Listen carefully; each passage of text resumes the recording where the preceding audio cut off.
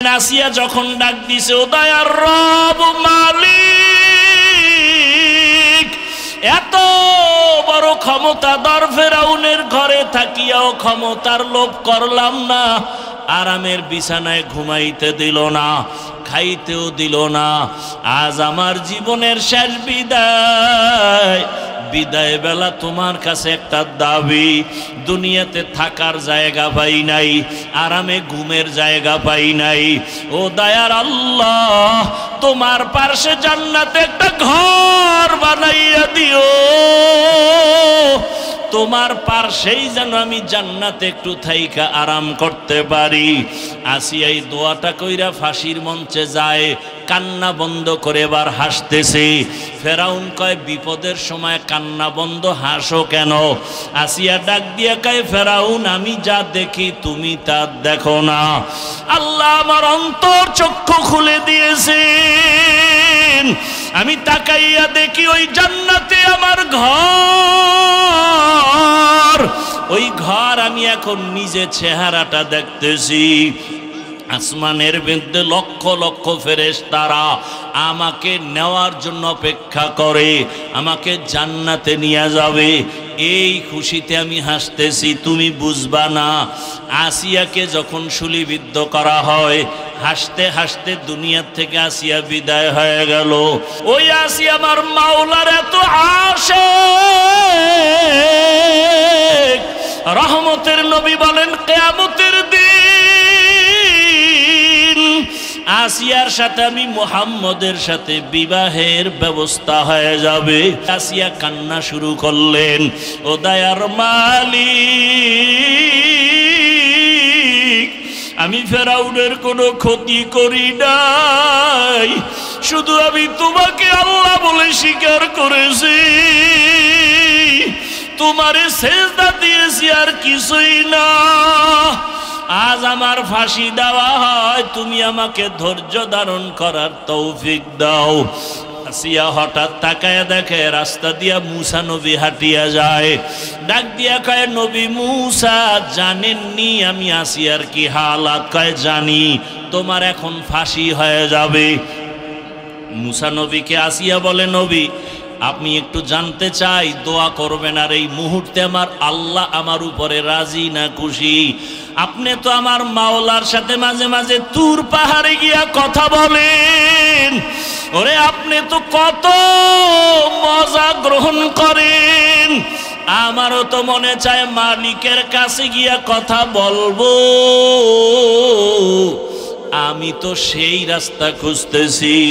বলে, মরণের পর্দা ভেদ করিয়া যাও, মালিকের সাথে মোলাকাত হয়ে যাবে। মুসা নবীর কাছে দোয়া চাইলেন আর জানতে চাইলেন আল্লাহ আমার উপরে বেজার না খুশি? মুসা নবী বললেন, হ্যাঁ আসিয়া তোমার উপরে আমার মাওলা এখন অনেক খুশি। আসিয়া কথা শুই না আসমানের দিকে তাকাইয়া একটা চিৎকার দিয়া বলে, কালাত রব্বি বিনিলি ইনদাকা বাইতান ফিল জান্নাহ। আল্লাহ কোরআনে ঘোষণা করলেন, এরে আম্মা জান আসিয়ার মতো বান্দি, এত বড় ক্ষমতাওয়ালা ফেরাউন, টাকার অভাব নাই, ক্ষমতার অভাব নাই, এরপরও আমার মাওলাকে কলবে জায়গা দিয়েছেন, মোহাব্বতের রং লাগছে, মুসা নবীর নজর লাগাইছে, অন্যদিকে আবার মালিকের রহমতের নজর লাগছে। আসিয়া একদিন কি যেন হাতের মধ্যে নিয়ে কাজ করে, হঠাৎ পড়ে গেছে, ফেরাউন পেছনে দাঁড়ানো, আসিয়া খেয়াল করে নাই। আসিয়া জিনিসটা উঠাইতে গিয়া বিসমিল্লাহ বলছে, ফেরাউন শুই নাই, মাথা গরম হয়ে গেল, ডাক দিয়া কয়, আসিয়া তুমি কার নাম বললা? আসিয়া বলে, এখন আর গোপন কইরা লাভ কি হবে, না ওপেন করিয়াই দেই। আসিয়া ডাক দিয়া কয়, ফেরাউন আমার মালিকের নাম আমি জবানে নিয়েছি। ফেরাউন বলে, মালিককে? ওই মিশরের তো আমি খোদা। আসিয়া বলে, না, তোমারে যিনি বানাইছেন তিনি আমার মালিক, আমার মালিক একমাত্র আল্লাহ, তুমি ফেরাউন না। আসিয়া বলে, সর্বনাশ, তুমি যদি আমাকে খোদা না বলো তো আমার খোদাগিরির ভ্যালু নাই, একবার হলেও বলো। আসিয়া বলে, এক বিন্দু না। ফেরাউন বলে, তুমি আমারে কানে কানে বলো। বলে, না তাও হবে না। আমি যদি আসতে বলি আমার মাওলাকে ফাঁকি দেওয়া যায় না। মিশরের মানুষ তোমারে ফাঁকি দিতে পারে, আমার মালিকরে ফাঁকি দেওয়া অসম্ভব। ফেরাউন এক পর্যায়ে ব্যর্থ হইয়া ডাক দিয়ে কাসিয়া রেডি হও, তোমাকে ফাঁসিতে দেওয়া হবে, শুলিবিদ্ধ করা হবে, তোমাকে দুনিয়া থেকে বিদায় দিব। আসিয়া বলে ফেরাউন ভয় দেখাইও না,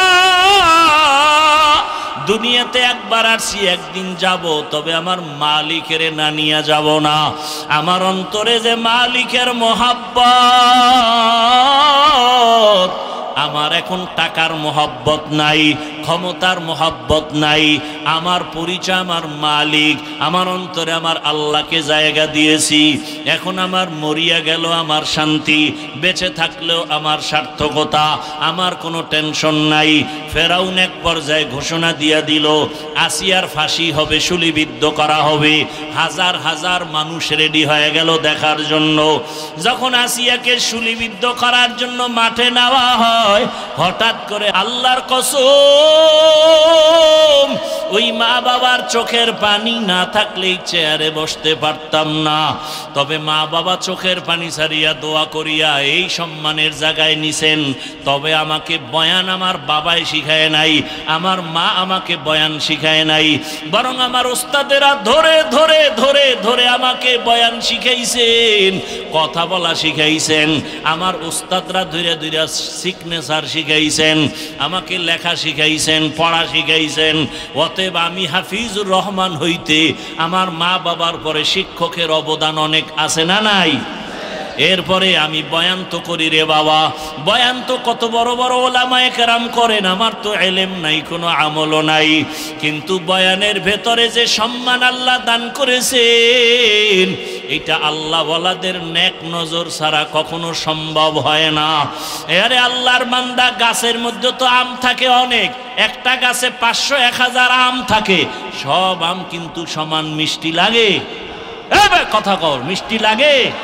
সব আম যেমন মিষ্টিও লাগে না, কালারও সব একরকম হয় না। কারণ কি?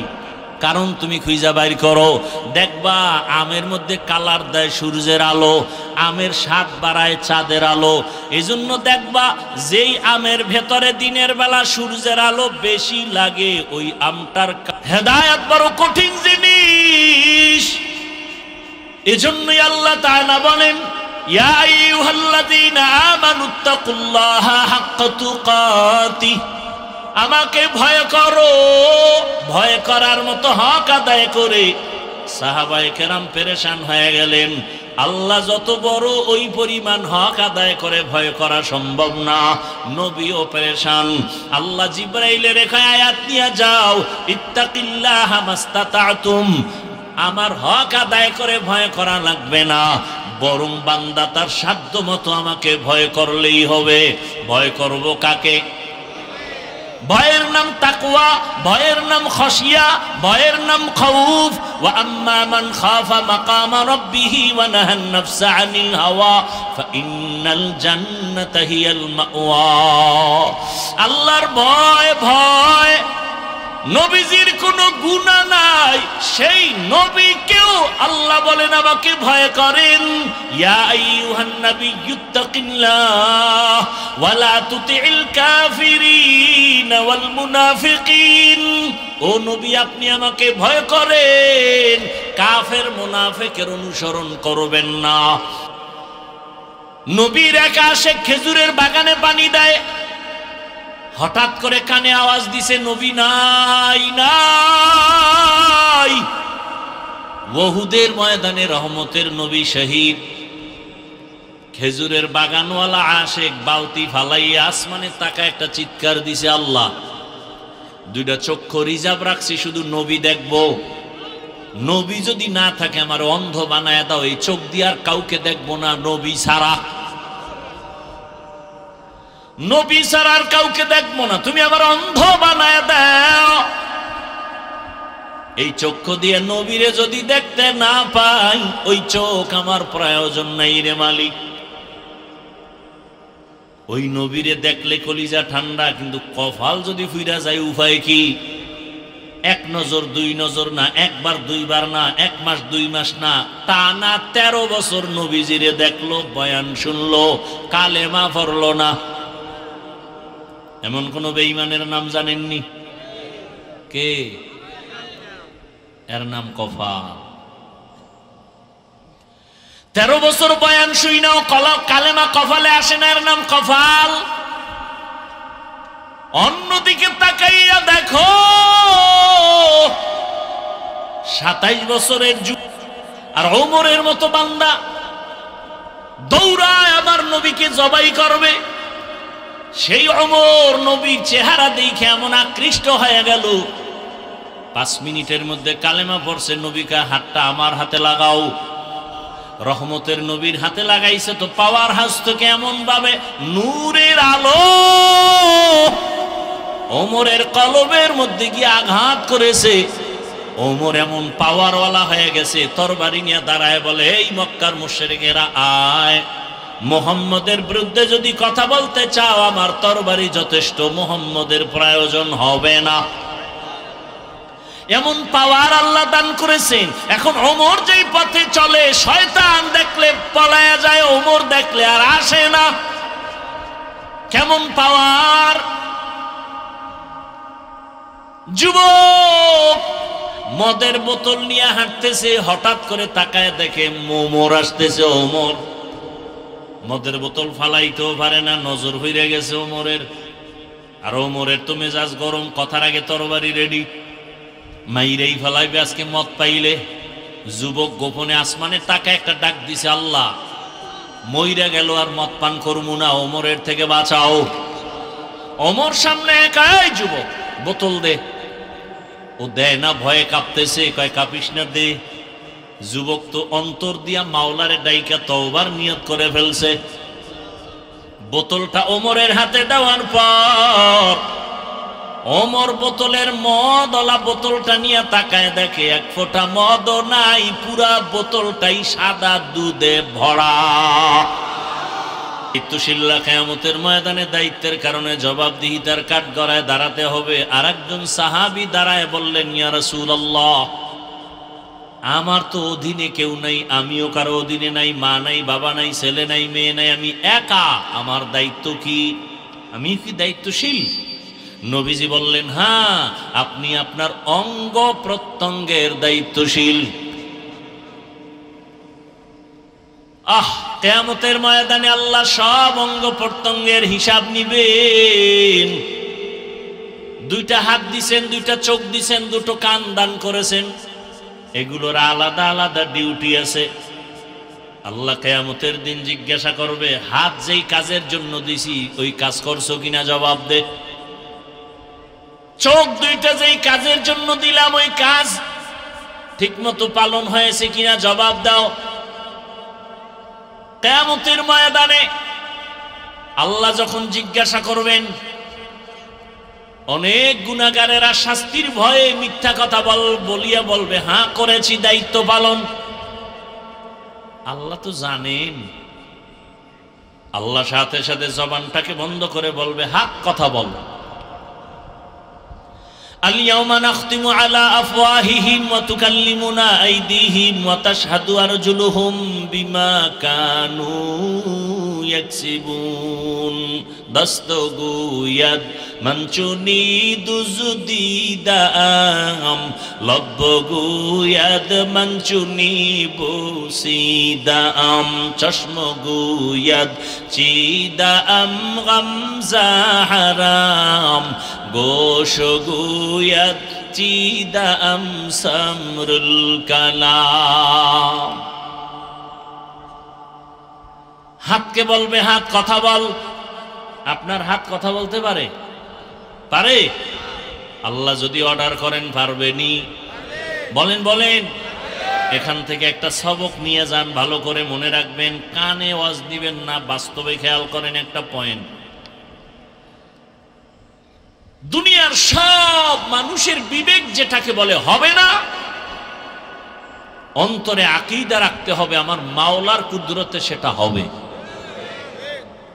মরা গাছে কথা বলতে পারেনি, কই জিগান তো বাসেরে কেমন আছো? আন্দাজি ডিল মার লইব। মরা গাছে কথা বলতে পারে না, এটাই সত্য, এটাই বাস্তব। কিন্তু মুমিনের আকীদা হলো আল্লাহ যদি কুদরতের ক্ষমতা দেয়, বলেন রহমতের নবী মরা খেজুর গাছের সাথে ট্যাক লাগাইয়া খুতবা পড়েন,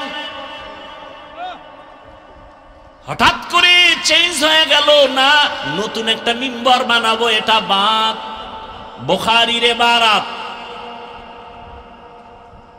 খেজুর গাছ মানুষে যেমন কান্না করে এমন কান্নার আওয়াজ। নবীজি এসে জিজ্ঞাসা করলেন, এই খেজুর গাছ কাঁদো কেন, কি চাও? আমি নবী দোয়া করি তুই তাজা হয়ে যা, খেজুর আসবে উম্মতেরা খাবে। না না, তো কাঁদো কেন? আপনার বিরহের বেদনা। কি চাও? খেজুর গাছ বলে, নবীজি আমাকে এখন জানাজা পড়াবেন এবং এখানে দাফন করবেন, কিয়ামতের দিন আমি আপনার সাথে জান্নাতে থাকব। উস্তুনে হান্নানা আজ হাজরে রসুল নালামি জাদ হামচুয়ার বাবুল। মরা গাছে কথা বলতে পারে না, এটাই সত্য, তবে আল্লাহর কুদরতে পারে। পারে না? পারে না? নদীর মধ্যে পানি নাই, অনেক বছর নদী শুকনা, অনেক বছর ধরে নদী শুকনা, পানি নাই। এলাকার লোকজন গেল, ওই যুগের একজন বড় বড় থেকে বড় আল্লাহর প্রিয় বান্দা ওলিয়ে কামেল হযরত, আমগো এলাকার নদী বহু বছর ধরে শুকনা, পানি নেই, কি করি, পানির অভাব। বুঝেন? কিন্তু হযরত একটা চিঠি লিখলেন, চিঠি লিখে বলে, যাও চিঠিটা নদীর মধ্যে ফেলে দাও। চিঠির ভিতরে কি লেখছেন তিনি জানেন আর আল্লাহ জানেন। চিঠিটা নিয়ে অনেক বছরের শুকনা নদীর মধ্যে যখন ফেলে দিয়েছেন, সাথে সাথে পানির জোয়ার শুরু হয়ে গেছে। সুবহানাল্লাহ বলছেন নি সবাই? নাউজুবিল্লাহ বলারও কিন্তু মানুষ আছে এই জমিনে। মাথা গরম হয়ে গেছে এই গাঞ্জাখুরি কথা। নদীর মধ্যে পানি নেই, চিঠি লেখা পাঠায় দিছে, চিঠি ছাড়ার পরে পানি আসছে, এটা গাঞ্জাখুরি কথা। কে কইল এই কথা? এই কাম কে ঘটাইলো? তো একজনে তামাশা কইরা কয়, ঘটনাটা ঘটাইছে দেওবন্দের এক হুজুর, কয় কাফের। না না না না না, দেওবন্দের হুজুর না, কে? তাবলিগের এক মুরব্বী, কয় ডবল কাফের। না না না, তাবলিগেরও না, তো কে? চরমনাইয়ের একজন বড় হুজুর, কয় ট্রিপল কাফের। না না, চরমনাইয়েরও না, তো কে ঘটাইছে? এটারে খুঁজতে গিয়া ধাক্কা দিয়া দেখে, দরজা খুইলা দেখে এ ঘটনা চরমনাই ঘটায় নাই, উজানি ঘটায় নাই, এ ঘটনা তাবলিগলারা ঘটায় নাই, এ ঘটনা কোনো পীর ঘটায় নাই, এ ঘটনা দেওবন্দের কোনো মৌলবী ঘটায় নাই। এই ঘটনা যিনি ঘটাইছেন রহমতের নবীর হাতে গড়া সাহাবী হযরত ওমর। কে ঘটাইছে? এইবার কি কইবা কাফের? হ্যাঁ, যদি কেউ বলে ওমর খারাপ, আমি বলি তোর 14 গোষ্ঠী খারাপ। তবে ওমরেরও উল্টা বলার মতো বাঙালি টুপিওয়ালায় আমাকে সোনার বাংলায় আছে। এবার বুঝেন কেমন কপাল পোড়া জমিনে আসছি যে ওমরের মতো ব্যক্তিকে বেদাতি ভণ্ড বলার মতো লোক এই বাংলাদেশে আছে। কোন দেশে আছেন চিন্তা করেন। যারা বলে ওমর বেদাতি, ওর 14 গোষ্ঠী ভণ্ড। আল্লাহ হেদায়েত দান করুন। তাহলে যেটা হবে না বিবেক বলে অসম্ভব, ওটা আমার রবের কুদরতে। কাদের কুদরত দারি বর কামাল, আন্তা রব্বি আন্তা হাসবি যুল জালাল, তুহি কাদের জলিলুল্লাহ জাহাদার बहर हाले तू ही मेरा निगाहदार। খারাপ লাগতেছে আপনাদের? মিয়া শুনলাম গতকালকে মুষলধারে বৃষ্টি এলাকায়, হ্যাঁ কল্পনা করা যায় ওয়াজ হইব। এই জন্য আমি মাঝে মাঝে বলি, বান্দা চাইলে কিছুই হয় না, আল্লাহ চাইলে সব হয়। চিন্তা করতে পারেন, কারো সুবিধা কারো অসুবিধা। উজানির মোবারক করিম রহমতুল্লাহ আলাই দুনিয়াতে নাই, তিনি বলতেন প্রায় কারো জন্য সুবিধা কারো জন্য অসুবিধা। ওয়াজ হইলে এক দলের সুবিধা আর এক দলের অসুবিধা, ওয়াজ না হইলে এক দলের সুবিধা আর এক দলের অসুবিধা। এই অসুবিধাটা কোরআনের বয়ান হলে বেঈমানের হতে পারে, কোনো মুমিনের অসুবিধা হওয়ার কথা না। যদি কোনো মুমিনের অসুবিধা হয় বুঝতে হবে তার ঈমান যায় যায় দিন, যায় যায় দিন। আল্লাহ হেদায়াত দান করুন। কিছুক্ষণ বসবেন নি? এটা একটা এমন একটা জায়গায় বসছেন, চাইলেই বসা জানেন, বসতে কপাল লাগে, আসতেও কপাল লাগে, বড় কঠিন জিনিস। জায়গাটাও দেখেন না, বসার মতো ভালো বিছানা নেই। কোনো বিয়ার অনুষ্ঠানে এই বিছনা দিলে আরে জুতার বাড়ি রে, বলবে তোর বিয়ার গুল্লি মেরি, তোর বিয়ে লই তুই মর। কিন্তু এখানে যেই ঘাসের উপরে মাটির উপরে বসে আছেন, কারো অন্তরে কোনো কষ্ট আছে? চিন্তা করেন তো, হেদায়েত পাইলে আর দূরে যাওয়া লাগে? এর নাম কপাল। কপাল যদি কারো পুরিয়া যায়, আমি হাফিজুর রহমান কেন, মক্কা মদিনের ইমাম কেন, স্বয়ং রসুলের বয়ানও কপাল খুলে না। আর কপাল যদি খুলে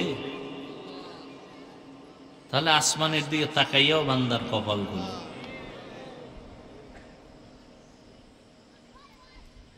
যেই রসুলের চেহারা দেখলে জাহান্নামের আগুন হারাম, কেমন নবী আমার! যেই রহমতের নবীর চেহারা এত দামি, মোহাব্বতের একটা নজর দিয়া যদি কেউ তাকায় 7 দিনের ক্ষুধা থাকে না। কেমন রহমতের নবী আমার! যেই রহমতের নবীর শরীর মোবারকে মশা মাছি পড়া হারাম। কেমন রসুল আমার! যেই রহমতের নবী রাস্তা দিয়া চলতেছেন, দুপার্শ্বের গাছ নত হয় নবীরে সালাম দেয়। কেমন মায়ার নবী! যেই রহমতের নবী রাস্তা দিয়া হাঁটে, মেঘের খণ্ড ছায়া দেয়, সূর্যের গরমে যেন নবীর কষ্ট না হয়। আম্মা জান আয়েশা রাদিয়াল্লাহু আনহা বলেন, নবীর শরীর মোবারকের ঘাম আমি বোতলে ভরে রাখতাম আর আতর হিসাবে ব্যবহার করতাম। কেমন মায়ার নবী আমার! নবী যেখানে কদম রাখেন ওই জায়গা থেকে দীর্ঘ বছর মিশকের ঘ্রাণ। রহমতের নবী, কেমন আদর্শের নবী! জীবনে একটা মিথ্যা কথা বলেন নাই, জীবনে একটা গালিও কাউকে দেন নাই। নবীর সামনে দাঁড়ায় কত কাফের বেঈমানেরা নবীরে গালি দেয়, নবী একটা গালির জবাবও জীবনে দেন নাই। ওমরের মেজাজ গরম, নবীরে গালি দাও রে, এক্ষণ মেরে ফেলবো। নবী বলে ধৈর্য। আবু বকরও রাগ হইয়া গেছে, নবীরে গালি দেয়, সহ্য করা যায় না। রহমতের নবী ইশারা করলেন, আবু বকর ধৈর্য ধারণ করেন। সব গালির জবাব দেওয়া লাগে না, নিজে চুপ থাকলে আসমান থেকে জবাব আসবে, আর আসমানের বিচার বড় ভয়ঙ্কর হবে। চুপ থাকো, ধৈর্য ধারণ করো, আল্লাহর উপরে ভরসা করো, বিচারটা যদি আসমান থেকে হয় ওর গোষ্ঠী শুদ্ধ ধ্বংস হয়ে যাবে। আসমানের বিচার যদি চাও তাহলে নিজের হাতে ক্ষমতা নিও না, বিচার নিও না, ছেড়ে দাও। অনেকে ধৈর্য ধারণ করতে পারি না। আমার ইয়ে বলছে ওরে সাইজ করে ফেলানো না, তুমি কাউকে ধাক্কা দিলে তোমারও একটু ধরতে হবে। ধৈর্য ধারণ করে আসমানে ছাইরা দাও, দেখবা বিচারটা কেমন হয়। ফট করে দেখবা যে ভইরে গিয়ে ওর পাও শেষ। কি রে তোর গোষ্ঠী শুদ্ধ যা কামাই করছো বাড়ি বেশ, পাও ঠিক না হইতে দেখবা ওর বউর কিডনি শেষ। আল্লাহ পারে না? পারে না। নিজের হাতে বিচার না নিয়ে মালিকের হাতে ছেড়ে দাও। মাওলার বিচার যে কত কঠিন দেখেন না, দেখেন না। রহমতের নবী কোনদিন একটা গালির জবাবও দেন নাই। কেমন মায়ার নবী আমার।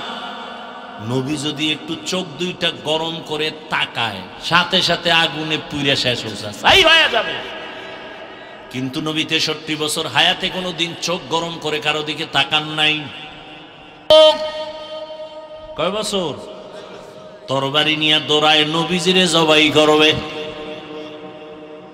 নবীজির সামনে যাইয়া চেহারাটা দেখা তরবারি ফালায় বলে নবী মাফ করে দেন, কালেমার রশি গলায় লাগায় দেন। এর নাম কফাল। 13 বছর বয়ান শুনে কালেমা পড়ে না, আর রসুলকে জবাই করতে যাইয়া কালেমা পড়ে মুসলমান। এই কফালওয়ালাকে বলো কে? সেই ওমর, জানিয়ে রাখো এটা কোন থানা? মোরেলগঞ্জের মানুষ, ভালো করে মনে রাখবা। 13 বছর নবীরে দেখলো, বয়ান শুনলো, কালেমা তো পড়েই না। হাতের মুষ্টির মধ্যে পাথর নিয়ে কয় এই ভাতিজা বলো আমার হাতে কি? কেন? বলতে পারলে পুরস্কার। কি পুরস্কার? বলে কালেমা পড়মু। নবী বলে তোমার হাতে কি আছে? আমি বলতে পারি না। কেন পারো না? বলে আমি গাইবের মালিক না। তবে নবী বললেন হাতের মুষ্টিতে কি আছে একটু আওয়াজ দাও। সাথে সাথে পাথরগুলো কালেমায় শাহাদাতের আওয়াজ দিল। আবু জাহিল্লা পাথরগুলো মাটির মধ্যে ফেলে কয় তুমি জাদুকর। এর নাম কফাল। এর নাম কি? আজকে আমি যদি আপনাদের জিজ্ঞাসা করি আপনারা কারা কারা আল্লাহকে ভয় করেন, এখানে প্রত্যেকটা মানুষ হাত উঠাইয়া বলবে হুজুরদের থেকে আমরা বেশি আল্লাহকে ভয় করি। অথচ নামাজ নাই, রোজা নাই, তেলাওয়াত নাই, সুদের টাকায় ব্যবসা করে, ঘুষের টাকায় ব্যবসা করে, লোন উঠাইয়া দোকানদারি করে, সেও বলে আল্লাহকে ভয় করি। দাড়ি রাইখা বলি আল্লাহকে ভয় করি।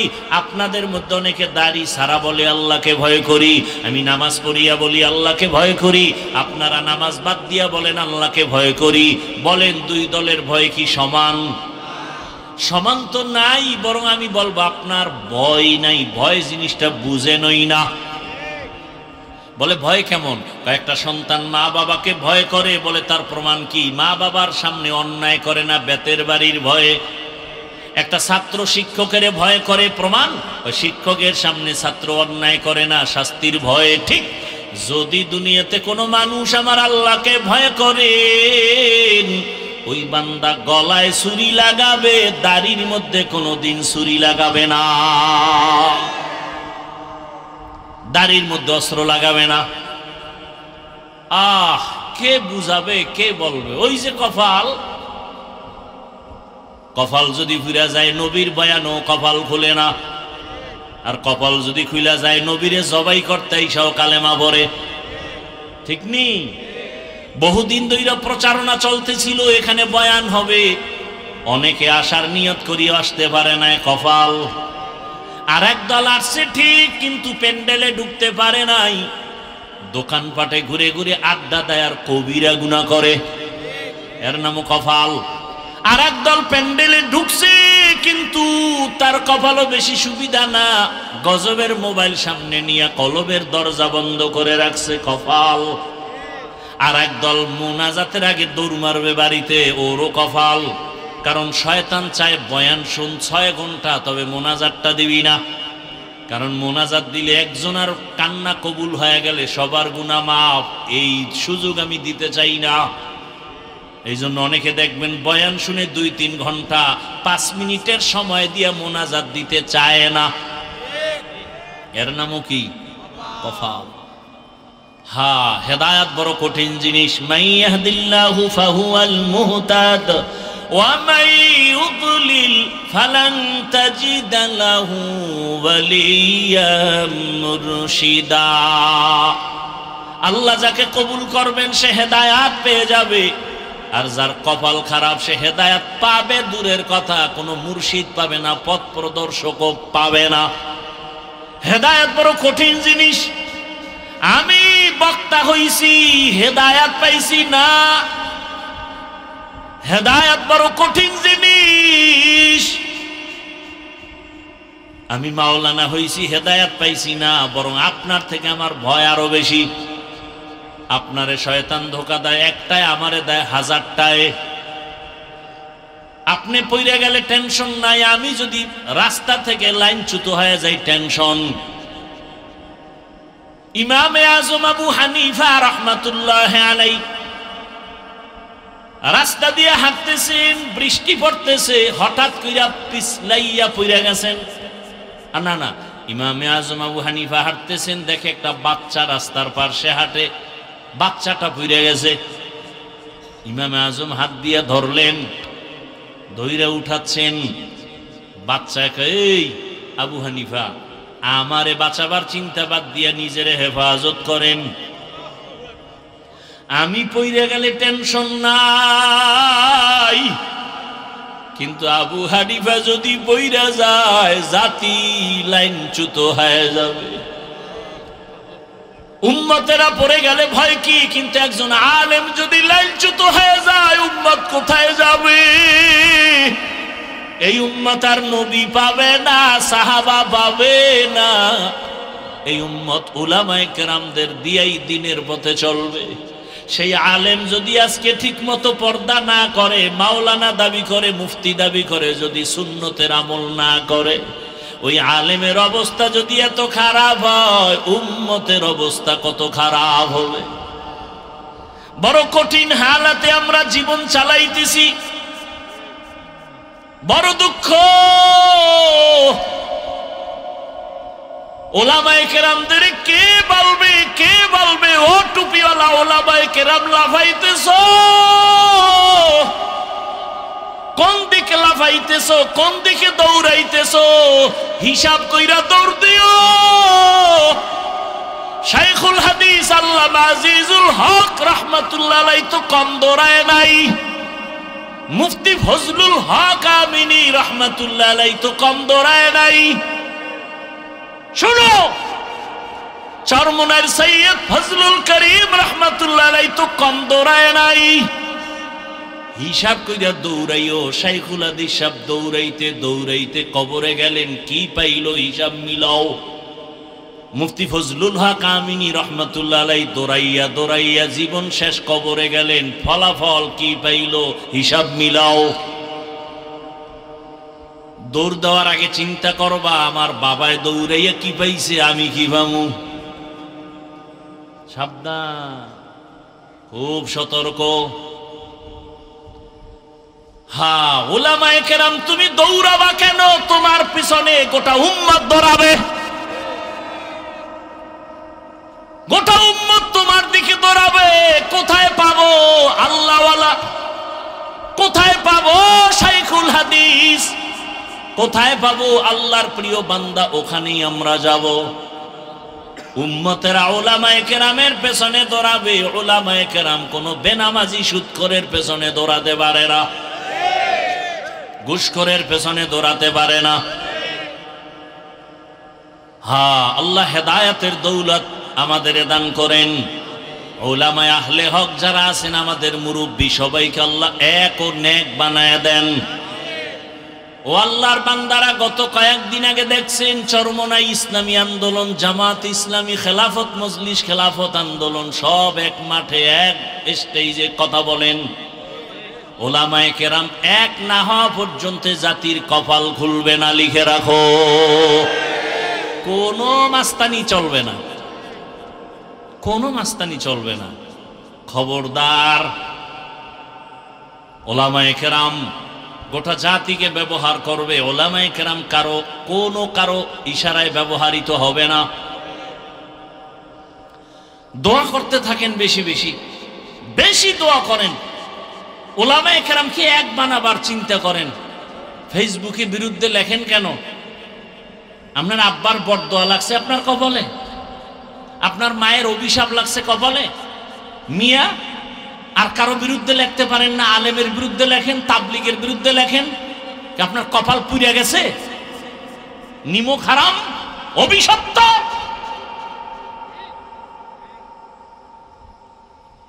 আর কোনো কাম পাও না? তোমার এই কাম নিজে আলেমের বিরুদ্ধে তুমি বলবার লেখবা, এটা তোমার কাম। তোমার কপালে আল্লাহর লানত।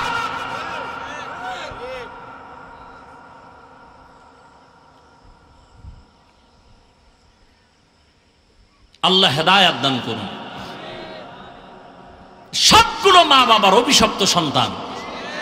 মা বাবার অভিশাপ না লাগলে কোনো সন্তান আলেমের পিছনে লাগে না।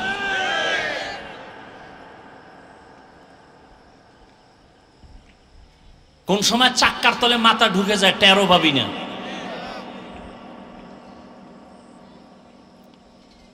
আল্লাহ হেদায়েত দান করুন। ইয়া আইয়ুহাল্লাযীনা আমানুত্তাকুল্লাহা হাক্কা তুকাতিহি ওয়া লা তামুতুন্না ইল্লা ওয়া আনতুম মুসলিমুন। দ্বিতীয় আল্লাহ কর্মসূচি বললেন, মুসলমান না হইয়া কেউ মরণ বরণ করবা না। কথাটা মুমিনকে বলছেন, কোনো বেঈমানকে বলেন নাই। বড় কঠিন কথা, আমার ব্যাখ্যা দেওয়ার সময় নাই। এখানে আমরা যারা সবাই তো মুমিন, সবাই তো মুসলমান। আল্লাহ আবার কেন বললেন ও মুমিন, মুসলমান না হইয়া মরবা না? তার মানে এখনো বুঝি মুসলমান হইতে পারি নাই। এখানে অনেক ব্যাখ্যা আছে। আল্লাহ কেন মুমিনকে বললেন মুসলমান না হইয়া মরিও না? আর এক আয়াতে আল্লাহ বলেন, ইয়া আইয়ুহাল্লাযীনা আমানু দুখুলু ফিস সিলমি কাফা। ও মুমিন, ইসলামের মধ্যে পরিপূর্ণ ঢুকে যাও। আর এক আয়াতে আল্লাহ আরো স্পষ্ট করে বলেন, ইয়া আইয়ুহাল্লাযীনা আমানু আমিনু বিল্লাহি ওয়া রাসূলিহি। ও মুমিন, আল্লাহর উপরে রাসূলের উপর ঈমান আনো। আরে আল্লাহর উপরে রাসূলের উপর ঈমান আনার কারণেই তো মুমিন। আবার কেন বলেন আল্লাহর উপরে রাসূলের উপর ঈমান আনো? এখানে অনেক কথা। এক কথায় ভাইরা, মুসলমান না হইয়া মরিও না কথার অর্থ হলো গুনাহ নিয়ে কবরের দেশে যাইও না। মুসলমান কাকে বলে? মুসলমান মুসলিম থেকে মুসলমান, মুসলিম ইসলাম থেকে মুসলিম। ইসলাম অর্থ কি? আল ইসলাম গরদান নেহাদান বতাআত, বিনয়ের সাথে আল্লাহর হুকুমের সামনে নিজেকে বিলীন করে দেওয়ার নাম, আত্মসমর্পণ করে দেওয়ার নাম ইসলাম। যে ব্যক্তি আত্মসমর্পণ করে তার নাম মুসলিম। বিনয়ের সাথে ঠেকায় পইরা না। অনেকে ঠেকায় পইরা নামাজ পড়ে। ওই কোরবানি আসতেছে, অনেকে কোরবানি দিবে ঠেকায় পইরা, না দিলে মানুষে কি বলবে। এটা হবে না। বিনয়ের সাথে আল্লাহর কাছে সবকিছুর বিষয় আত্মসমর্পণ করার নাম ইসলাম। যে ব্যক্তি করে তার নাম মুসলিম। ইসলাম অর্থ শান্তি না, সালাম শব্দের অর্থ শান্তি, আর ইসলাম শব্দের অর্থ আত্মসমর্পণ করা। যিনি আত্মসমর্পণ করেন তার নাম মুসলিম। আত্মসমর্পণ যিনি করবেন সে গুনাহ করবে না। আল্লাহ কথা দিয়ে বুঝাইলেন, মুসলমান হইয়া মরবি তার মানে আমি চাই তোকে বিনা হিসাবে জান্নাত দিব। আর বিনা হিসাবে জান্নাত আমি তাকেই দিব যে গুনাহ মুক্ত হয়ে আসবে। গুনাহ মুক্ত হবেন কিভাবে? জীবনের দুইটা ভাগ, একটা চলে গেছে আর একটা চলতেছে আসতেছে, ঠিক না? এখন পিছনে যে গুনাহ করছেন এখান থেকে বাঁচতে হবে, সামনে যেন গুনাহ না হয় সে থেকেও বাঁচতে হবে। পিছনের জীবনের গুনাহ থেকে যদি পবিত্রতা অর্জন করতে চান তো একটা মেডিসিন লাগবে। সামনের জীবনে যেন গুনাহ না হয় সেখানে একটা মেডিসিন লাগবে। পেছনের গুনাহ থেকে পবিত্র হওয়ার মেডিসিনের নাম তাওবা, ইস্তেগফার। সামনের গুনাহ থেকে নিজের জীবনকে পবিত্র রাখার জন্য মেডিসিন লাগবে, তার নাম তাকওয়া। এই দোনোটা মেডিসিন পাওয়া যাবে আল্লাহর ওয়ালিদের নজরের মধ্যে। ওয়ালি আউলিয়ার নজর ছাড়া পাবে না। ওয়ালি আউলিয়া ছাড়া মানুষ জান্নাতের পথের ঠিকানা পাবে না। এজন্যই তো সারা বাংলাদেশে আমি চ্যালেঞ্জ করে বলি, যারা বলে আমরা ওলি আউলিয়া মানি না, আমি বলি সে কোরআন হাদিস মানে না, বুখারী শরীফও মানে না, কোরআনও মানে না। সে একজন ভণ্ড। কেমন ভণ্ড? তাকে যদি কেউ ভণ্ড না বলে সেও ভণ্ড। এত জ্বালাইলে কি করব?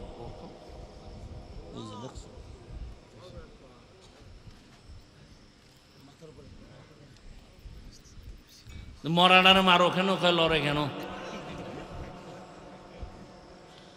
হ্যাঁ, কষ্ট পাইতেছেন, রাগ করতেছেন, রাগ করে যাইবেন কই? চাইরোদিকে ফিডা রেডি, কোন দিকে দৌড় দিবেন? সাগর, কুয়াকাটার যাই সাগর। আর 3 দিকে দৌড় দিবেন মোহতারাম মোদি সাহেব বসে আছেন বেত নিয়ে, কই যাইবেন? ফিডা কারে কয়? রেডি থাকেন।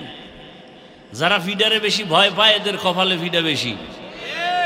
ফিলিস্তিন দেখা মনে করি না জান্নাতে আছেন। আমনেগো সাইজ করতে 1 সেকেন্ড লাগবো না। মিয়া আপনি কিসের ইসলাম ইসলাম করেন?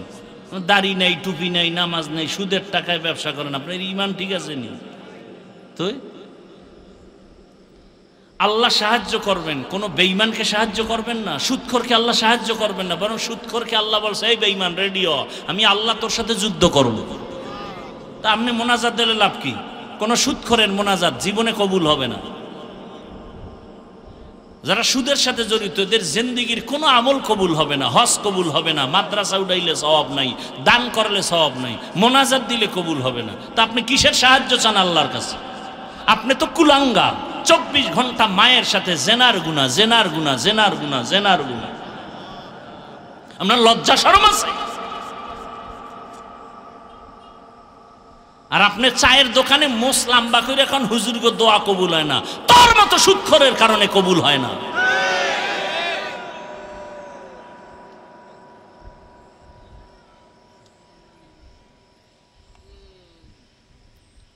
আল্লাহ সুদখোরকে সাহায্য করবেন না তো, বরং 2 দল আল্লাহর বড় দুশ্মন। কয় দল? এক দলের কথা কোরআনে, আর এক দলের কথা বুখারীতে। কোরআনে বর্ণিত দল সুদখোরের দল, আর বুখারী শরীফে যেই দলের কথা আছে আল্লাহর বড় দুশ্মন, ওলি আউলিয়ার যারা দুশ্মন এরা। বুখারী শরীফ খুলো। এই জন্য সারা বাংলাদেশে আমি চ্যালেঞ্জ দিয়ে বলি, যারা ওলি আউলিয়া মানে না, এরা কোরআন মানে না, বুখারী মানে না, এরা আল্লাহর এত বড় দুশ্মন, এদেরকে যারা ভণ্ড বলে না তারাও আমি বলি তারাও ভণ্ড। আল্লাহ হেদায়াত দান করুন। ইয়া আইয়ুহাল্লাযীনা আমানুত্তাকুল্লাহ হাক্কা তুকাতিহি ওয়া লা তামুতুন্না ইল্লা ওয়া আনতুম মুসলিমুন। মুসলমান না হইয়া মরিও না রে মুমিন। আমি কি মুসলমান না? হ্যাঁ মুসলমান। তোমার ধর্ম ইসলাম। কি আপনারা মুসলমান না? সবাই বলেন। উঠা বসা করবেন, মোনাজাতটা দিয়ে যাবেন না। একটু আগে কিন্তু বলছি মোনাজাত দিয়ে যাইতেও কপাল লাগে, ঠিক নি? আপনারা সবাই মুসলমান নি? বলেন বলেন। তাহলে আপনারে বয়ান করব কেন? বয়ান তো হিন্দুদের করব, খ্রিস্টানকে করব, ইহুদিরে করব, পঞ্চগড়ে গিয়া করব, কারণ সেখানে টাকা দিয়া মুসলমানের বিধর্মী বানায়। বয়ান তো চট্টগ্রামের পাহাড়ে গিয়া করা দরকার, খ্রিস্টান মিশনারিরা ওখানে টাকা দিয়া মুসলমানের অন্য ধর্মে নিয়ে যায়। অথচ আপনাদের পেছনে দৌড়াইতে দৌড়াইতে দৌড়াইতে খানা নাই, ঘুম নাই, বাড়ির চিন্তা নাই, ছেলে মেয়ের চিন্তা নাই, পরিবারের চিন্তা নাই, জীবন শেষ। ফজরের পরে বয়ান, জোহরের পরে বয়ান, আসরের পরে মাগরিবের পরে এত বয়ান, এত বয়ান। ও এলাকার মুসলমানেরা ভালো করে বুঝো, আমি যে আল্লাহ মানি আপনাদের আল্লাহ আমার আল্লাহ দুইজন নাকি এক? জবান খুলে বলেন, আপনাদের আল্লাহ আমার আল্লাহ, আপনাদের নবী আমার নবী, আপনাদের কোরআন আমার কোরআন, আপনাদের কাবা আমার কাবা, আপনাদের ধর্ম আমার ধর্ম, আপনাদের কালেমা আমার কালেমা। দুনিয়াতে আসছি সিস্টেম সবার নাকি? আপনারা সুন্দরবন থেকে লুঙ্গি হয়ে আসছেন, বিদায়বেলা কাফনের সংখ্যা সবার নাকি? আমার একটা কাফন বেশি হবে, কোটিপতির একটা কাফন বেশি হবে। আমারও 3 কাফন, আপনাদেরও 3টা কাফন, কালার হবে আলাদা। হুজুরদের কালার একরকম, আপনাদের কাফনের কালার আর এক রকম না এক? কি কালার হবে? ওহ, কাফনের কালারও এক, কবরের সাইজও। আপনাদের এলাকার কবর 1 হাত বড়, সব এক। কবরে রাখার পরে প্রশ্ন হবে কয়টা? তাও কি?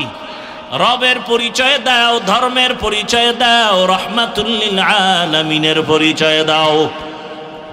ওরে কাফনের উপরে লেখা থাকবে বড় হুজুরের লাশ।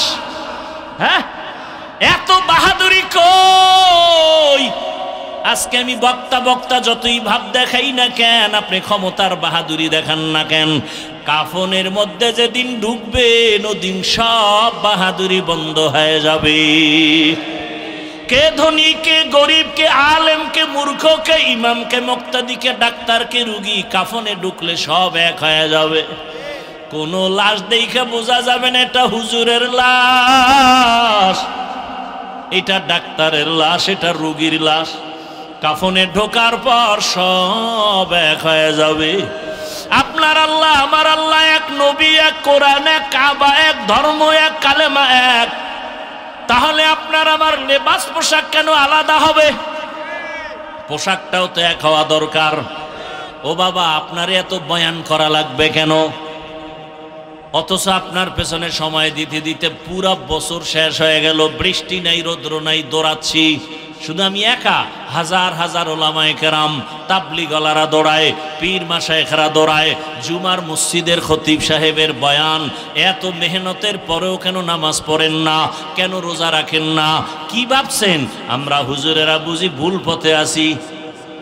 এ যুবক বাবারা বলো, যদি বলো হ্যাঁ ভুল পথে আছি, একটা ভুল কোরআন থেকে বের করে দাও, এখন আমি দাড়ি কেটে ফেলবো, নামাজ বন্ধ, আল্লাহর বিরুদ্ধে রাস্তায় নেমে যাব। পারবা?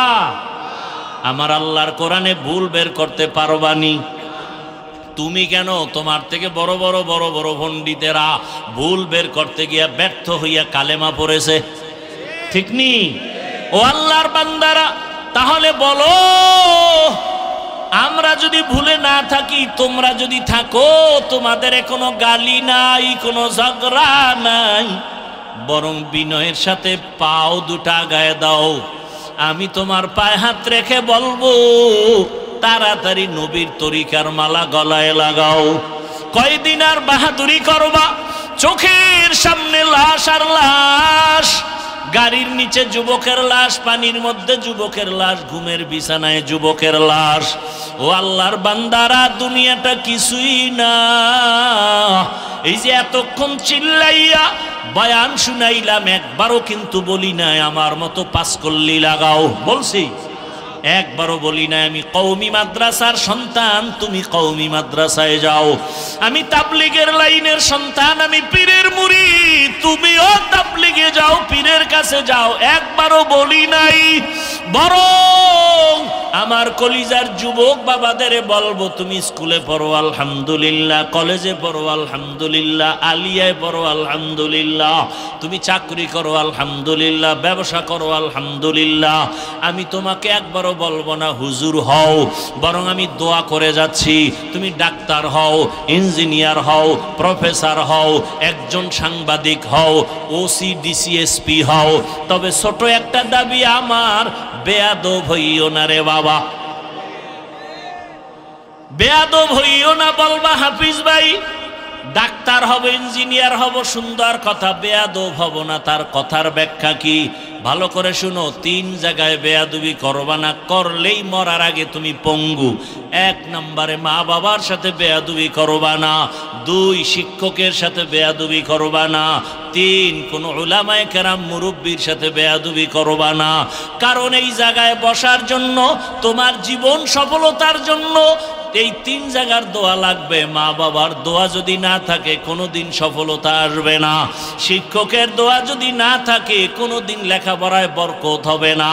উলামায়ে কেরামের দোয়া নেক নজর না থাকলে আদর্শ সুন্দর হবে না রে বাবা, সুন্দর হয়ে যায়।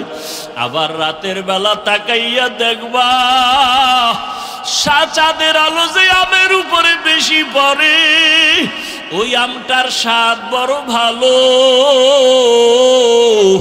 ভালো করিয়া শোনো বাবা, রাতের আলো চাঁদের, দিনের আলো সূর্যের, সূর্যের আলোতে কালার হয়, চাঁদের আলোতে মজা বাড়ে। ঠিক বান্দা, তোমার জীবনে কলবের মধ্যে আলো লাগবে, আলো। নূরুন আলা নূর, তোমার কলবের ভেতরে আলো লাগাও। একটা হলো জাহিরি আলো, আর একটা বাতিনি আলো লাগবে। জাহিরি আলো আল্লাহওয়ালাদের নেক নজর, আল্লাহওয়ালাদের নজর যার দিকে যত বেশি লাগবে তার কথার ভিতরে রুহানিয়তের কালার বেড়ে যাবে, তার কথার মধ্যে কালার বেড়ে যাবে, কথার রং ঢং আলাদা হবে। তবে মজা বাড়ানোর জন্য লাগবে মালিকের গোপন রাতের নজর। আমার মাওলা কুদরতের নজর দেওয়ার জন্য প্রতিদিন প্রথম আসমানে হাজির। আল্লাহ আসেননি রাতের বেলা, বলে না কেন? কোন রাত্রে আসেন? প্রতি রাত্রে আসেন না মাঝে মাঝে? প্রতি রাত্রে আসেন। কোন ভাগে, শুরু না শেষ? কিছু বান্দার থেকে নেওয়ার জন্য না দেওয়ার জন্য? আপনাদের লাগবে নি কিছু, তো ঘুমাইয়া থাকেন কেন রে বাবা? অতিও গভীর হয় রজনী যখন, নীরবে প্রভুর নাম জপিও তখন। প্রভুর করুণা যদি পাইবারে চাও, গভীর রাতে উঠে প্রভুর গুণগান গাও। ও আমার যুবক বাবারা, অতিও গভীর রাতে আমার মাওলা হাজির। ওই সময় যদি ঘুম থেকে উইঠা সেজদায় পড়ে আমার মালিকের ডাক দাও, আমার মালিকের কুদরতি নজর যখন লেগে যাবে। এতদিন তোমার কথায় রং ছিল, মজা কম ছিল, এখন দেখবা কথার মধ্যে বড় মজা, মানুষও মজা পায়, তোমারও মজা। এরে আল্লাহর বান্দা, যখন মজা লাগা শুরু হয়ে যাবে তখন আর বাড়ি ঘর ভালো লাগবে না, টাকা পয়সা ভালো লাগবে না, ক্ষমতা ভালো লাগবে না, কারণ মালিকের মধ্যেই সব মজা। এরে আল্লাহর বান্দারা, যুবক বাবারা, আজকে তাকাইয়া দেখো তোমার মতো কত যুবক জীবনে মাদ্রাসায় পড়ে নাই, জেনারেল লাইনে পড়ে, স্কুল কলেজে পড়িয়াও 5 ওয়াক্ত নামাজি আছে না নাই? বলো বাবা, তুমি কেন পারবা না? অবশ্যই তোমার কপাল পুড়িয়ে গেছে। কার জানি বরদোয়া লাগছে। মা বাবার বরদোয়া লাগলে কপাল শেষ, শিক্ষকের বরদোয়া লাগলে জীবন শেষ, লেখাপড়া শেষ, ওলামায়ে কেরামের বরদোয়া লাগলে তোমার চরিত্র শেষ। তোমার মতো যুবক যদি স্কুল কলেজে পড়ে নামাজ পড়ে, বলো বাবা তুমি পারবা না কেন? তোমার মতো যুবক র্যাব, আর্মি, পুলিশ, বিডিআর এর চাকরি করে নামাজ পড়ে, তুমি পারো না কেন?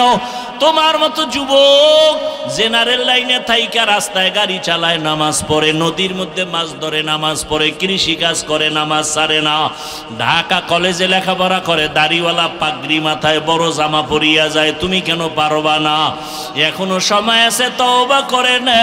দাও।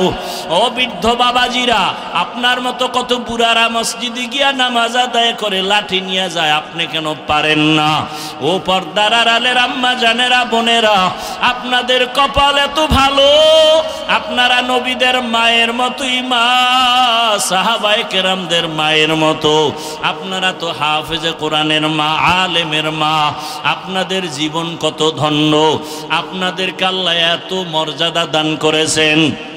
আপনারা তো খাদিজা রাদিয়াল্লাহু আনহার মতো নারী, ফাতেমা রাদিয়াল্লাহু আনহার মতো নারী, আয়েশা রাদিয়াল্লাহু আনহার মতো নারী। আপনারা তো ইসমাইল নবীর মা হাজরা আলাইহিস সালামের মতো দামি নারী, ঈসা নবীর মা মারিয়াম আলাইহিস সালামের মতো দামি নারী। আপনারা জানেননি দুনিয়াতে আল্লাহর এক বড় দুশমন ছিল ফেরাউন, ওর স্ত্রীর নাম কি? আসিয়া। ওই এত বড় বেঈমান ফেরাউনের ঘরের আসিয়ার খবর জানেননি? ওই আসিয়া আমার মাওলার এত আশিক, রহমতের নবী বলেন কিয়ামতের দিন আসিয়ার সাথে আমি মুহাম্মদের সাথে বিবাহের ব্যবস্থা হয়ে যাবে।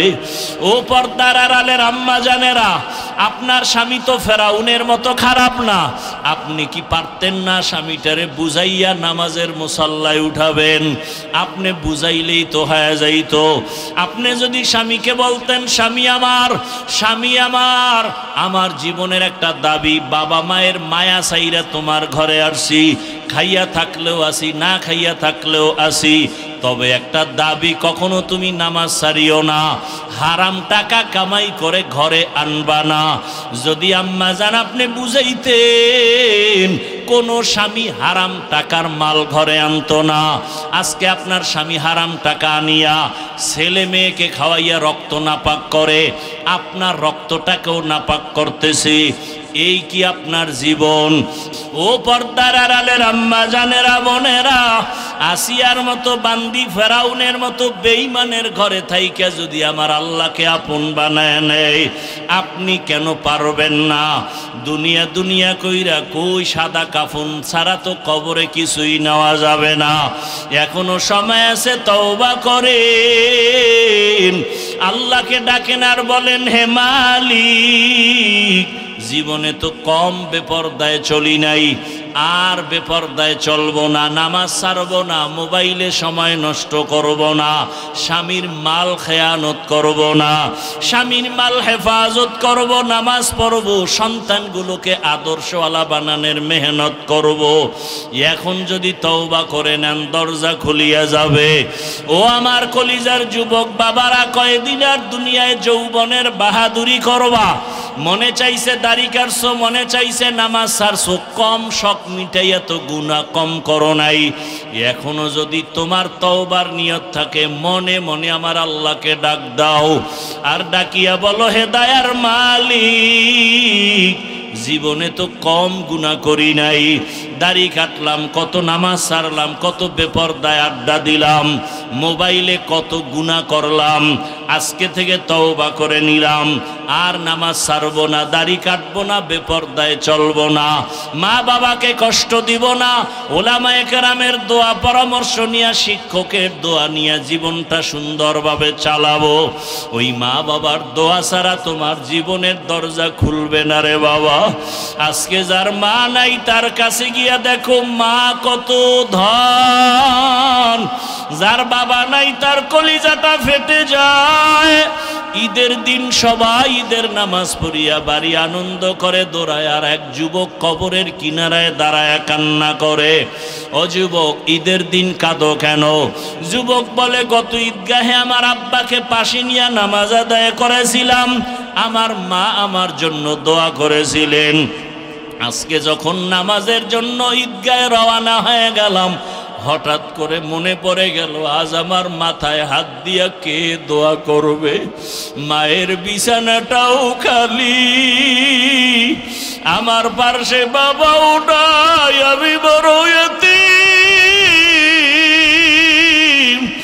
ও যুবক, যার বাবা নাই, নাই তার দোয়ার একটা দরওয়াজা বন্ধ, যার মা নাই তার দোয়ার দরওয়াজা দুটোটাই বন্ধ।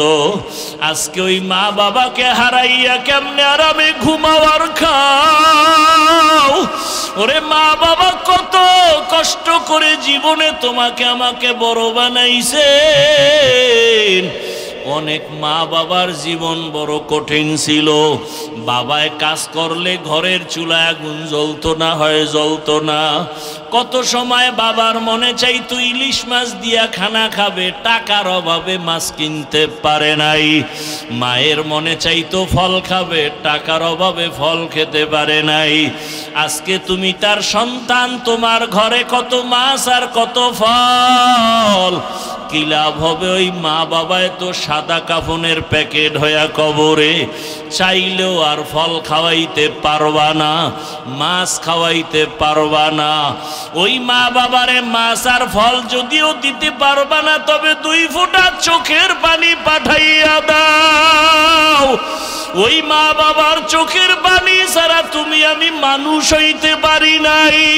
ওই মা বাবার চোখের পানি আর দোয়া ছাড়াই চেয়ারে বসতে পারি নাই, মাওলানা হইতে পারি নাই।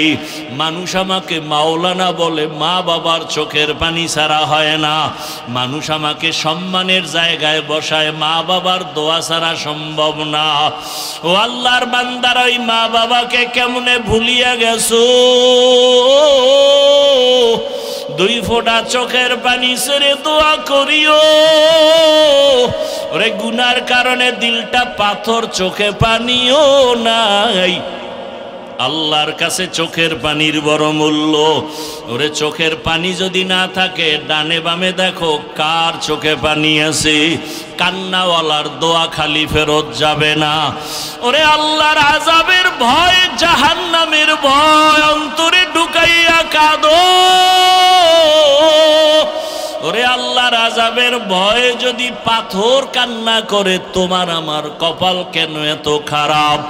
আল্লাহ তাআলা বলেন, সুম্মা কাসাত কুলুবুকুম মিন বাদি যালিকা ফাহিয়া কাল হিজারাতি আও আশাদ্দু কাসওয়া ওয়া ইন্না মিনাল হিজারাতি লামা ইয়াতাফাজ্জারু মিনহুল আনহার ওয়া ইন্না মিনহা লামা ইয়াশাক্কাকু ফায়াখরুজু মিনহুল মা ওয়া ইন্না মিনহা লামা ইয়াহবিতু মিন খাশিয়াতিল্লাহ ওয়া মাল্লাহু বিগাফিলিন আম্মা তা'মালুন। আল্লাহর কোরআন বলে, আল্লাহর আযাবের ভয়ে কিছু পাথর কান্না করে করে ঝর্ণা প্রবাহিত করেছে। তোমরা তাকায় দেখো, পাথর থেকে পানির ঝর্ণা। আল্লাহ কয় না, আল্লাহর ভয়ে পাথর কান্না করে। কিছু পাথর আল্লাহর ভয়ে টপ টপ করে কাঁদে, কিছু পাথর আল্লাহর ভয়ে ফেটে যায়।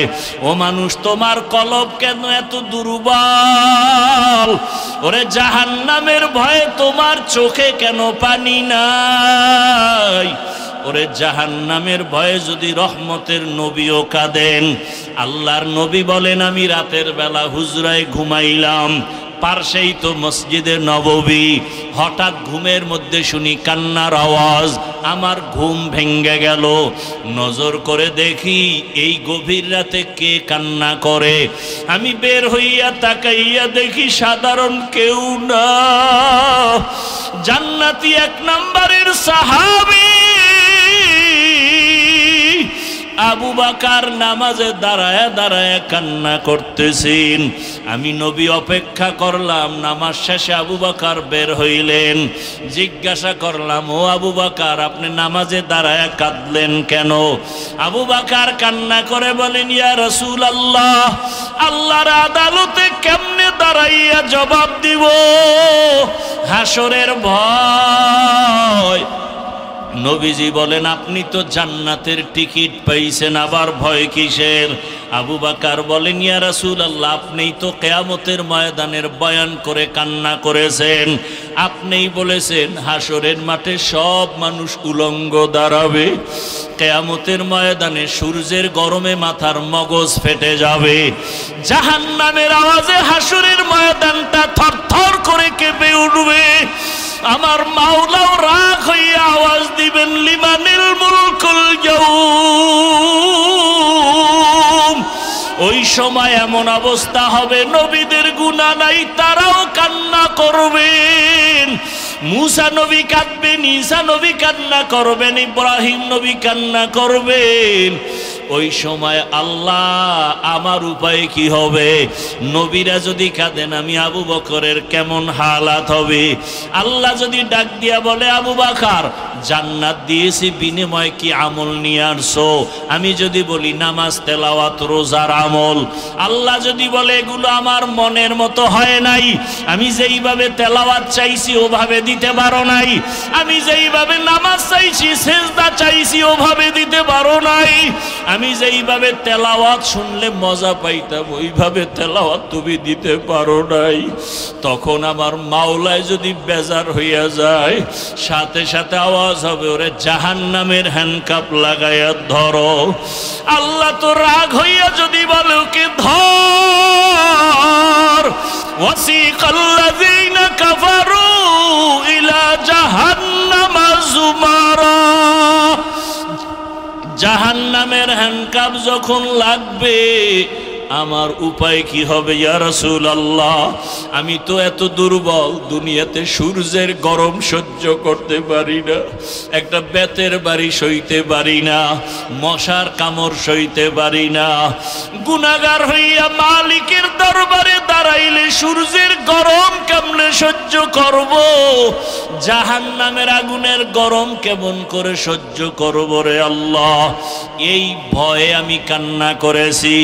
ও আল্লাহর বান্দারা, আবু বকরের নামাজ কত সুন্দর, তেলাওয়াত কত সুন্দর, রোজা কত সুন্দর, ইখলাস তাকওয়া কত সুন্দর, এরপরেও যদি কান্না করেন আপনার আমার তো নামাজ নাই, রোজা নাই, তেলাওয়াত নাই, মানুষকে দেখাবার জন্য যা কিছু করি, আপনার আমার কি পরিমাণ কান্না উচিত, অথচ চোখে পানি নাই। ডানে বামে তাকাইয়া অনেকে কান্না দেখাও চোখে পানি আসে না, কপাল বড় খারাপ। একটা গরু যখন ক্ষেতের মধ্যে গিয়া মালিকের ধান খায়, আর একটা গরু দেখা দেখি যখন খাওয়া শুরু করে, মালিক বেত দিয়া যখন বাড়ি দেয়, একটার উপরে বেতের বাড়ি দিলে আর একটা দৌড়ায়, মনে মনে ভয় ওর পরে বেতের বাড়ি আমার কপালে আসবে। ও আল্লাহর বান্দারা, জাহান্নামের ভয় ওরে তোমার আমার অন্তরে কেন ভয় নাই? ওরে আলেম ওলামারা যদি তোমার আমার পার্শ্বে চোখের পানি ছেড়ে কাঁদেন, সাহাবায়ে কেরামের কান্না যদি হয়, তাহলে তুমি আমি কেন জাহান্নামের ভয়ে কান্না করতে পারি না? কপাল বুঝি খারাপ। ওরে মাওলানা হয়েছি ঠিক, তবে মানুষ এখনো হইতে পারি নাই। আল্লাহর কাছে দোয়া করো, চোখের পানি ছাড়ো, যদি কান্নাওয়ালা কেউ থাকে তার কাছে দোয়া চাও, আল্লাহর কাছে তওবা করো। ও যুবক বাবারা, পায়ে হাত রেখে বলি তওবা করো, আর দাড়ি কাটিয়া নবীরে কাদাইও না, নামাজ সারিয়া আর আল্লাহকে বেজার করিও না। আল্লাহ আমাদের সবাইকে তওবাওয়ালা জিন্দেগি দান করেন, আল্লাহ আমাদেরকে কান্নাওয়ালা চক্ষু দান করেন, আল্লাহ আমাদেরকে জিকিরওয়ালা জিহ্বা দান করেন, আখিরাতের ফিকিরওয়ালা কলব দান করেন। আল্লাহ আমাদের এই ময়দানকে কবুল করে নেন। আয় আল্লাহ আমাদের সবাইকে জীবনের গুনাহমুক্ত করে দেন। আল্লাহ আমাদের সবাইকে আপনার গোলাম হিসাবে কবুল করেন, আমিন। আলহামদুলিল্লাহি রাব্বিল আলামিন, والصلاة والسلام على سيد الأنبياء والمرسلين وعلى آله وأصحابه أجمعين يا أرحم الراحمين يا أرحم الراحمين يا أرحم الراحمين اللهم ارحمني بترك المعاصي اللهم ارحمني بترك المعاصي اللهم ارحمني بترك المعاصي رب ارحمهما كما ربياني صغيرا اللهم إنك عفو كريم تحب العفو فاعف عني আল্লাহুম্মা ইন্না নাসআলুকা রিযাকা ওয়াল জান্নাহ ওয়া নাউযু বিকা মিন সাখাতিকা ওয়ান নার اللهم إنا نعوذ بك من البرص والجنون والجذام وسيء الأسقام ربنا لا تزغ قلوبنا بعد إذ هديتنا وهب لنا من لدنك رحمة إنك أنت الوهاب ربنا هب لنا من أزواجنا وذريتنا قرة أعين واجعلنا للمتقين إماما ربنا آتنا في الدنيا حسنة وفي الآخرة حسنة وقنا عذاب النار উদয়ার মালিক গুনাহের বোঝা নিয়ে আপনার দরওয়াজায় হাজির। এই ময়দানে তাকায় দেখেন কত উলামায়ে কেরাম, কত মুরব্বী হাজী সাহেব, কত ব্যবসায়ী, চাকরিজীবী, ছাত্র, যুবক, পর্দার আড়ালের মা বোনেরা।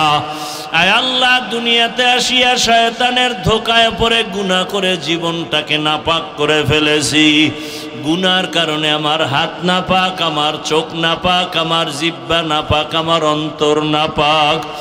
গুনাহের কারণে দিলটা পাথর, চোখে পানি নাই। তওবার নিয়তে হাত তুলেছি, আর গুনাহ করব না রে আল্লাহ, আর নামাজ ছাড়ব না, দাড়ি কাটব না, বেপরদায় চলব না। মা বাবার দোয়া নিয়ে, শিক্ষকের দোয়া নিয়ে, উলামায়ে কেরামের দোয়া পরামর্শ নিয়ে চলব। আমাদের তওবা কবুল করে নেন। আয় আল্লাহ, জীবনের গুনাহমুক্ত জীবন দান করেন। মাহফিল কবুল করে নেন। আয়োজনকারী, সহযোগিতাকারী, দান সৎকারীদের কবুল করে নেন। মা বোনদের আবেদা পর্দাওয়ালা বানায় দেন। সন্তানগুলো নেককার বানায় দেন। প্রত্যেকটা সন্তানকে মা বাবার জন্য বাধ্যগত আদবওয়ালা বানায় দেন।